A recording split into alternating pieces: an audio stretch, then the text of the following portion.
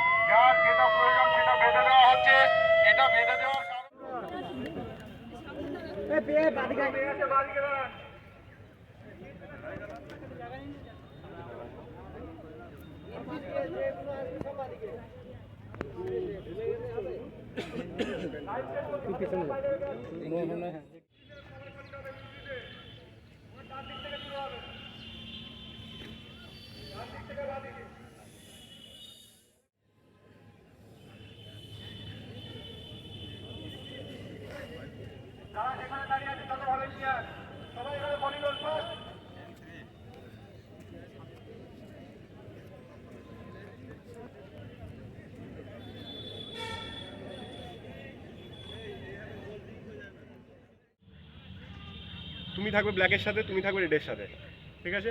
Black আর red. Black আছে কার কাছে? আমেরদার থাকবে, আমেরদার সাথে থাকবে, তুমি থাকবে রেডের সাথে, উত্তমদার সাথে।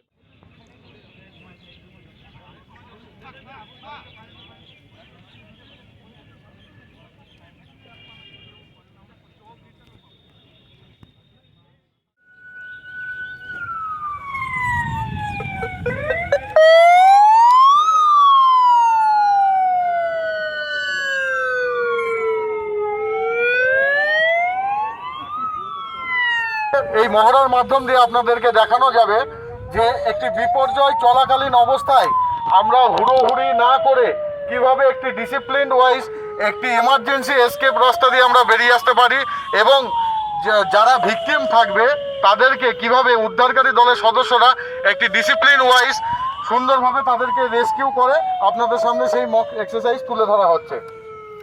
Emergency, say life and death সিচুয়েশনে আছে, এই জন্য তার হাতে লাল রঙের ব্যান্ড বেঁধে দেওয়া হচ্ছে। কালো অর্থাৎ প্রাথমিকভাবে আমরা যাদেরকে অনুমান করছি সে মারা গেছে, তাদের হাতে কালো রঙের ব্যান্ড বাঁধা থাকবে। অরেঞ্জ, যাদের অপেক্ষাকৃত কম উন্স হয়েছে তাদের হাতে অরেঞ্জ বাঁধা থাকবে। আর সবুজ, একদম তার থেকে অপেক্ষাকৃত কম, তাদের হাতে সবুজ বাঁধা থাকবে।